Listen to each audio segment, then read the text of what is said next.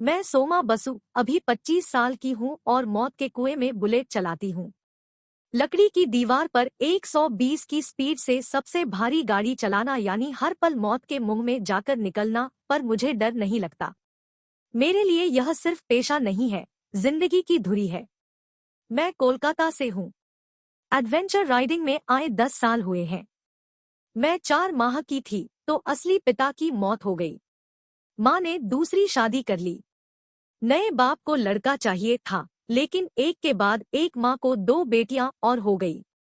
अब उस मर्द को मारने पीटने के लिए 3 लड़कियां थी।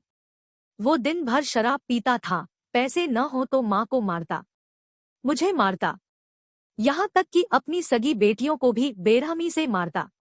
इससे आप समझ सकते हैं कि मेरा बचपन किन हालातों में बीता होगा। माँ दिन भर काम करती थी, बाप शराब पीता। घर के हालात से मैं इस कदर परेशान थी कि स्कूल से मेरा घर आने का मन ही नहीं करता। कभी मन करता कि कहीं और चली जाऊं तो कभी घर आने में 3-4 घंटे देर कर देती थी। हर पल घुट घुट कर जीना पड़ता था। फ्रस्ट्रेशन के चलते एक बार स्कूल की छत से कूद गई थी। तब स्कूल में निर्माण का काम चल रहा था। जहां मैं कूदी वहां बालू रखा था, लिहाजा मुझे ज्यादा चोट नहीं आई। कोलकाता में मैं जहां रहती थी वहां से कुछ दूरी पर नवरात्रि का मेला लगता था। मम्मी अक्सर हमें मेला दिखाने से मना कर देती थी, क्योंकि एक साथ बेटियों को संभालना उनके लिए आसान नहीं था। इसलिए वे हमेशा बहाना बना देती थी। माँ कहती थी कि मेले में चोर आते हैं, वे बच्चों को चुरा ले जाते हैं। कभी वो कहती कि मेले में ऊंचे ऊंचे कुएं हैं, उसमें बच्चों को बंद कर दिया जाता है। ऐसा कहकर वो हमें डराना चाहती थी कि हम मेला जाने के लिए जिद न करें। एक दिन मौका देखकर मैं मेले में चली गई। तब मैं 8वीं में थी। मौत के कुएं के पास गई तो पता चला कि इसकी दीवार पर गाड़ी चलती है। मुझे यकीन ही नहीं हुआ।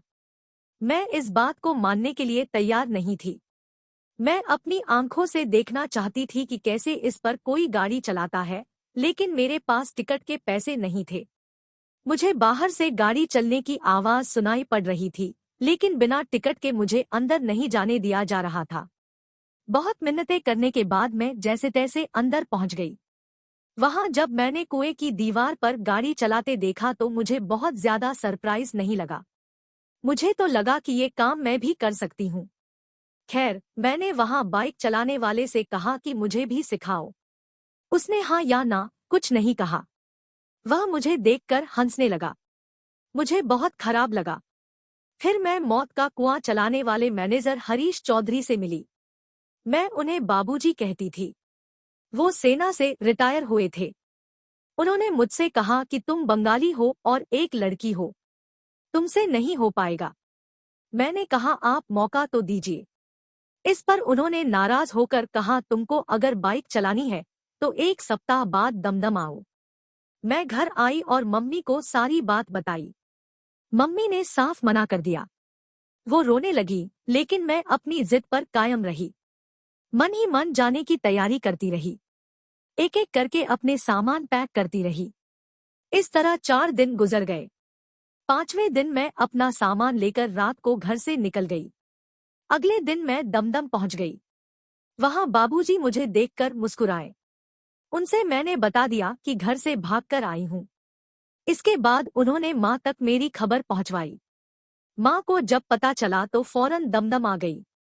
वे मुझे साथ ले जाने की बात कहने लगी, लेकिन मैंने साफ मना कर दिया। उनके बार बार समझाने के बाद भी मैं वापस नहीं गई। इसके बाद माँ ने मुझे 600 रुपए दिए और वो घर लौट गई। उसके बाद मेरी असली दुनिया शुरू हुई। तब मैं बाइक चलाना नहीं जानती थी। सबसे पहले मुझे बाइक चलाने की ट्रेनिंग दी गई। पहले प्लेन सड़क पर, ब्रेकर पर, फिर भीड़ में। उसके बाद एक दिन मुझे रिंग में उतारा गया। तब मौत के कुएं में मारुति 800 चलाई जाती थी। पहले दिन मुझे 1 घंटे तक उल्टी होती रही। गाड़ी को गोल गोल घुमाने के कारण रात भर मुझे चक्कर आता रहा, लेकिन बाद में जैसे जैसे वक्त गुजरा मुझे आदत हो गई।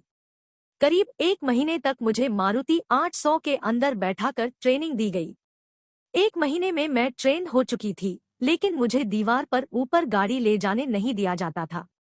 लोग मेरा मजाक भी उड़ाते थे। कई बार तो लोग लड़की हो बोलकर डांट देते थे, चुप करा देते थे। मैं छोटी थी और नई नई थी तो डर कर चुप हो जाती थी। खैर मैं डटी रही। जब बाबूजी रहते तो मुझे भरपूर मौका मिलता।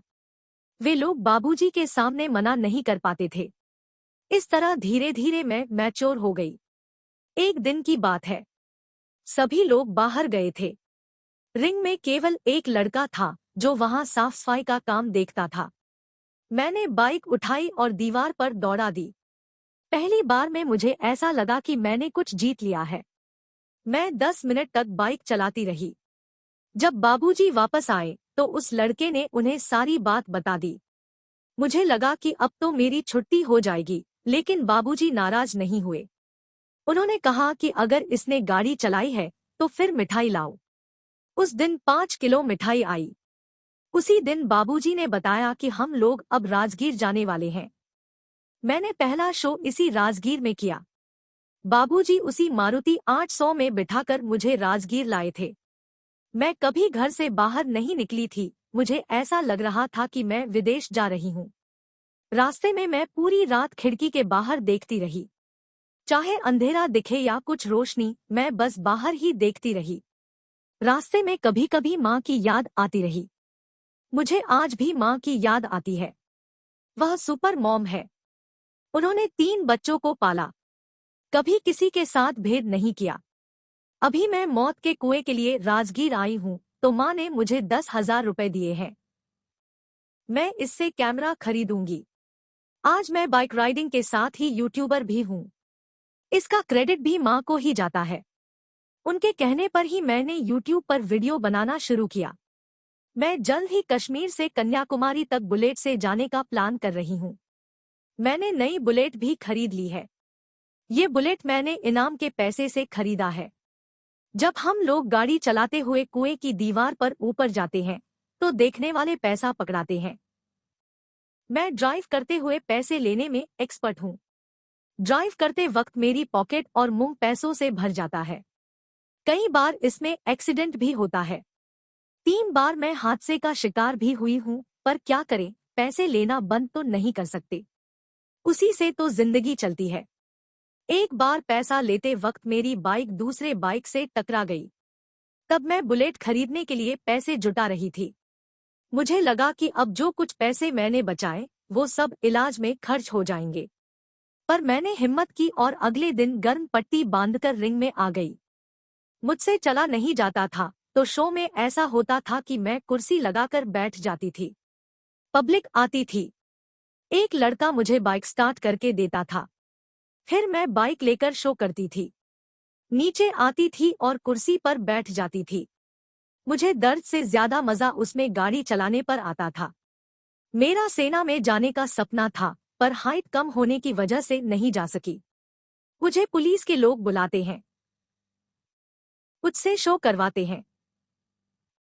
मैंने 26 जनवरी से 15 अगस्त पर दिल्ली में पुलिस और सेना के लोगों के साथ स्टंट किया है। इस साल 15 अगस्त को भी मैंने स्टंट किया था। Thank you for listening to Rashtrahit podcast.